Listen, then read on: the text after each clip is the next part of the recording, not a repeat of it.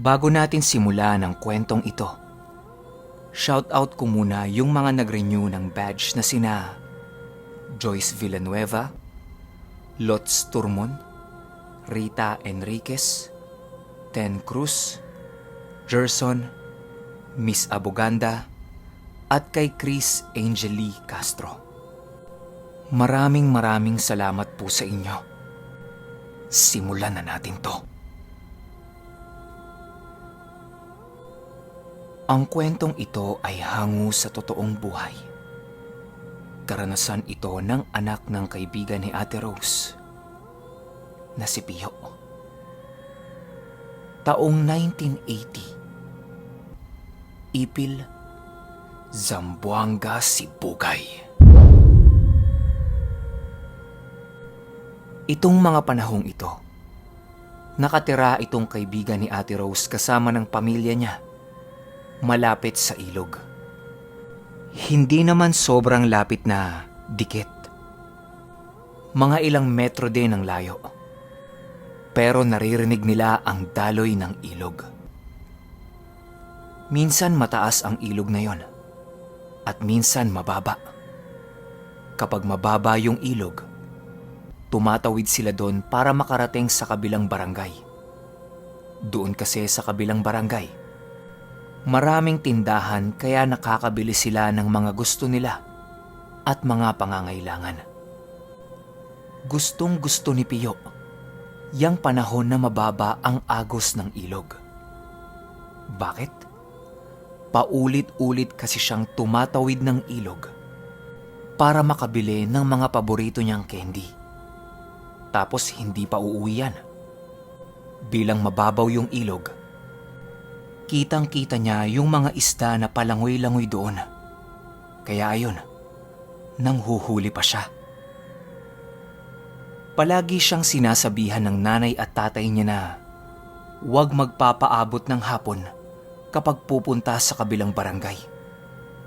Marami na kasing bata ang nawawala sa ilog na yon. Hindi nila alam kung tinangay ba, may kumuha, na aksidente, o kung anumang dahilan. Tapos palagi pang may nawawalang bata sa kanila kapag mababa ang agos ng ilog. Di ba dapat mas may nawawalang bata kapag malakas ang agos nito? Pero hindi. Baliktad. Kada taon, palaging may nawawalang bata doon. Hindi matatapos ang isang buong taon hanggat hindi kumukuha ng buhay ang ilog na yon. Ang duda nila, mga engkantong nagbabantay sa ilog ang kumukuha ng mga bata. Pero sa kabilang barangay, ang pinagdududahan nilang kumukuha ng mga bata ay yung pamilya ng mga aswang na ilang taon nang pakalat-kalat sa lugar nila. Kaya itong si Pio, talagang binabantayan ng mga magulang niya. Ang kaso lang, may pagkapilyo itong batang to. Malakas din kasi ang loob niya. Bukod kasi sa magsasaka ang tatay niya, may konting kaalaman din ito sa iba't ibang pangontra sa mga nilalang na hindi natin nakikita. Dati kasing manggagamot ang tatay nito at sa kanya pinamana yung ibang mga agimat. Pero hindi niya tinuloy yung pagiging manggagamot ng tatay niya. Mas gusto niya kasi yung simpleng pamumuhay lang. Hanggang isang hapon, panahon ito nang mataas ang ilog. Hindi sila makakatawid niyan, lalo na yung mga bata. Kaya ang pwede lang nilang gawin, mangisda o lumangoy sa mababaw na parte. Pumunta itong si Pio sa ilog para manghuli ng isda. Wala kasi siyang magawa sa bahay nila eh. Meron nga siyang perang pambili ng candy. Hindi naman siya makakatawid sa ilog. Habang naglalakad siya papunta sa ilog, panay ang hiling niya na, sana bumaba yung tubig sa ilog. Sana po bumaba yung tubig sa ilog. Kahit alam naman niyang mataas, nagbabakasakali pa rin siya na bumaba yun. Kain na siya ng candy. Kaso lang, kasabay ng panalangin niya na yan, nakakarinig siya sa kaliwat kanan niya na kakaibang huni ng mga ibon. Para itong nag-uusap. Kasi kapag tumigil sa paghuni yung isang ibon, huhuni naman yung isa. Yun bang palitan sila? Hinahanap niya kung nasaan. Kasi ang lakas talaga ng tunog eh. Parang nakadikit lang sa tenga niya. Wala naman siyang makita. Iilang puno lang naman yung nasa kaliwat kanan niya. Madali niyang makikita kung meron man. Tsaka yung mga tunog, parang nanggagaling sa malaking ibon. Nung medyo malapit na siya sa ilog, naririnig na niya sa itaas yung mga huni. Pagtingala niya, may dalawang malaking ibon ang palipad-lipad sa itaas niya. Ayon kay Pio, halos doble niya ang laki ng mga ibon na yon. Medyo mataas yung lipad eh. Kahit umaga pa, hindi niya maaninag yung mga itsura. Pero, ang lalaki talaga tapos ang bagal ng paglipad. Imbis na matakot, natuwa pa si Pio. Kasi unang beses niyang nakakita ng ganong ibon. Maya-maya pa, lumipad yung dalawa na yon papatawid sa ilog. Tumakbo si Pio papunta sa ilog para tingnan kung saan lalapag yung dalawa. Kaso lang, hindi na niya nakita eh. Kasi natakpan na ng mga puno. Nagsimula ng mangisda si Pio nun. Ang gamit niya lang, yung kawayan tapos merong malaking net sa dulo. Yung pag may dumaang isda sa net mo, sasalukin mo lang. Alam ko magigets to ng mga lumaki sa probinsya. Ginagawa niyo yan nung bata pa kayo. Habang hinihintay niyang may mahuli siya, bigla na lang nakaamoy siya ng mabaho. Amoy utot. Mag-isa lang naman siya doon eh. Alangan namang sisihin niya yung sarili niya. Nang bigla na lang may magsalita sa likod niya ng, "To, wala pa bang huli? Mamaya kami may huli na."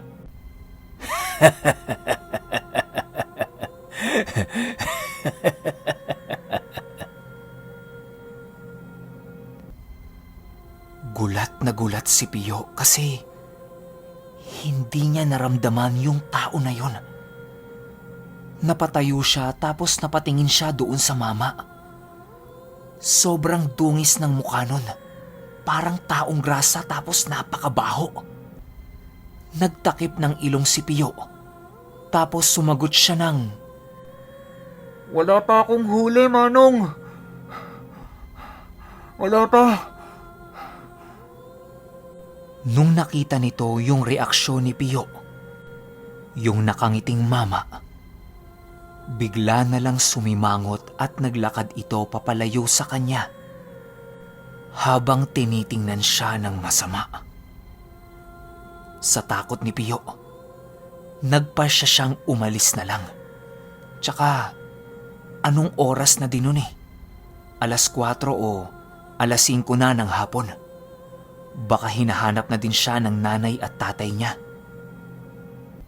Nung inaayos na niya yung mga gamit niya, maniwala kayo o hindi, yung ilog na nasa harapan niya, unti-unting bumababa yung agos at patahimik ito ng patahimik. Kitang-kita ni Pio yung nangyayari sa ilog. Tuwang-tuwa siya sa nasaksihan niya kasi ang galing eh.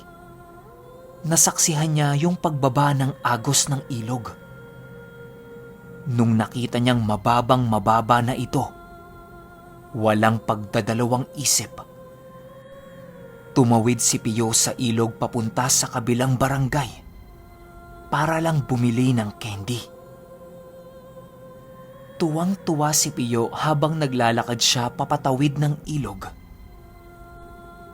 Nang meron siyang nakitang nakatayo sa kabilang dulo na dalawang matandang babae.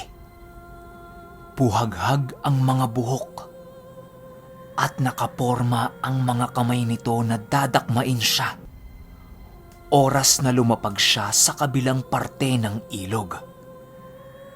Takot na takot si Pio nun. Kaya walang sabi-sabi, tumakbo siya pabalik. Ang kaso lang, yung kaninang mama na kumausap sa kanya, nandoon na din at inaabangan siya. Kaya ang nangyari, naipit si Pio sa gitna ng ilog. Wala siyang pupuntahan. Pumasok na din sa isip niya yung bali-balita sa kanilang may mga nawawalang bata. Marahil, yung tatlong yon ang dahilan. Wala na. Nawawalan na ng pag-asa si Pio. Ang ginawa na lang niya, sumigaw ng sumigaw hanggang sa may makarinig sa kanya. Ilang minuto nang nakatayo si Pio sa gitna ng ilog at medyo nawawala na rin ang boses niya dahil sa kakasigaw. Nakakapagtaka lang kasi hindi siya malapitan ng tatlo. Nakaabang lang. Nararamdaman na ni Pio na unti-unti na namang tumataas yung ilog. Kasi 'di ba, hindi naman panahon na mababa ang ilog. Siguro, nagkataon lang na bumaba yun, pero babalik pa rin sa dati nitong taas. Nawawalan na ng pag-asa si Pio. Yung tubig, nasa bewang na niya at patuloy pa rin ang pagtaas. Tsaka, hindi na niya gaanong nararamdaman yung paa niya. Bukod sa manhid na ito, parang ang lalambot na. Kasi nakababad sa tubig eh. Kaya ang ginawa niya, kahit takot na takot siya doon sa mama, naglakad na lang siya pabalik bago tuluyang tumaas ang ilog na yon at malunod siya. Kaso lang, kahit saang direksyon siya pumunta, talagang sumusunod yung mama. Nung medyo malapit na siyang umahon, akmang tatalo na yung mama papalusob sa kanya nang biglang may humataw sa likod nito. Kasabay nung hataw na yon, may sumigaw ng, "Pio! Takbo!" Kitang-kita ni Pio na nasaktan yung mama na yon kasi ngumiwi yung muka tapos napaluhod. Tumakbo si Pio sa gawing kanan ng mama. Paglagpas niya rito, meron namang humataw doon sa ulo ng mama. Talsik. Pero kahit anong lakas ng palo dito, agad-agad din itong nakakatayo. Akala nga ni Pio lulusubin siya eh. Pero hindi. Tumakbo yun ng napakabilis papalayo sa kanya. Sa sobrang pagmamadali ni Pio, nadapa siya. Tapos may naramdaman siyang kamay na humawak sa tiyan niya at binuhat siya nito. Pagtingin niya, tatay niya. Nagmamadali at takot na tumatakbo. Panay bulong ang tatay niya ng, Putang! Mga aswang hayop! Mga aswang! Dali! Tarantang-taranta talaga yung tatay niya. Habang tumatakbo ito, naririnig na naman ni Pio yung mga huni ng ibon na para silang hinahabol.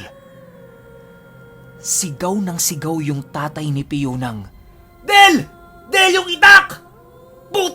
Mga aswanga! Sinalubong sila ng nanay niya na merong bitbit na itak at sandamukal na asin. Ramdam na ramdam nilang mag-anak yung napakalakas na hagupit ng hangin na dumaan sa kanila. Pero pagtingin nila sa itaas, wala silang nakita.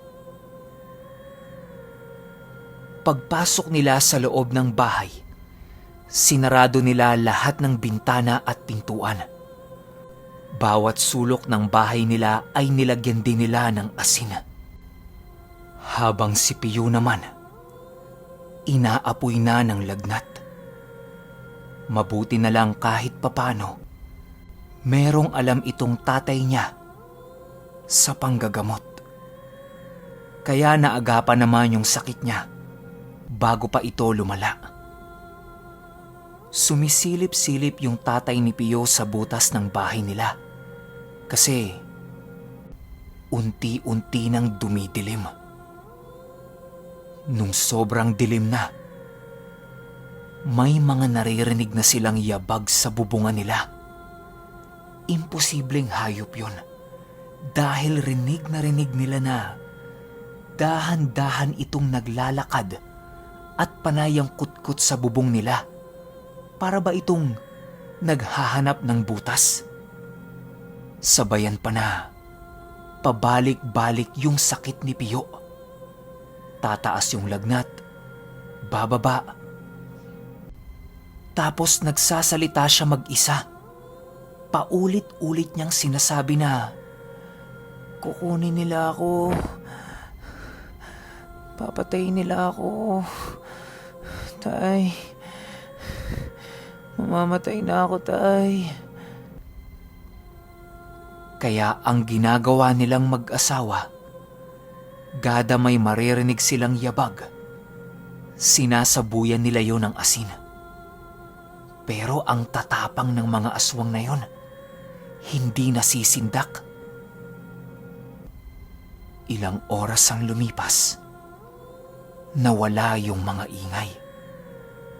Napalitan naman yun ng pagkatok sa pintuan nila. 3 katok yun, gada 5 o 10 minuto. Sa isip-isip ng tatay ni Pio, hindi tayo patutulugin ng mga to. Tatakutin at tatakutin lang tayo. Kaya ang ginawa niya, yung mga pinamana sa kanya ng tatay niya, kinuha niya sa pinagtataguan nitong baol. Kahit hindi niya alam kung para saan ba yung mga yun, nilabas na lang niya. May libretang maliit doon na hindi niya alam yung mga salita. Tapos may mga medalyon din. Unang-una niyang ginawa, isinabit niya sa pintuan yung mga medalyon. Tapos yung mga nakasulat sa libreta, paulit-ulit niyang binabasa ng malakas. Hanggang sa nakarinig na lang sila ng mga nagtatakbuhan at nagsisigawan sa labas. Para silang sinusunog ng buhay. Matapos yan, nawala ang lagnat ni Pio. At nawala na rin yung mga naririnig nilang ingay sa labas. Ilang oras nilang pinakiramdaman yung paligid. Nung pakiramdam nilang wala na talaga, tsaka sila natulog. Kinaumagahan, Ikinalat nilang mag-anak ang lahat ng nasaksihan nila sa ilog na yon. Kaya ang nangyari, nagtalaga yung pinaka-leader sa lugar nila ng mga roronda kapag hating gabi. Maging yung kabilang barangay ay ginawa rin yun. At ang sabi pa, wala nang bata ang pwede sa ilog kapag alas 5 ng hapon. Mula nung ginawa nila yan, bigla na lang natigil yung mga insidente na merong nawawalang bata sa ilog. At mula rin nung mangyari yon, nisilip sa ilog, hindi na ginawa pa ni Pio. Wala rin siyang pake kung mababa pa ang tubig sa ilog. Nangako na rin siya sa sarili niya na hinding-hindi na niya gagawin yung tawid ilog.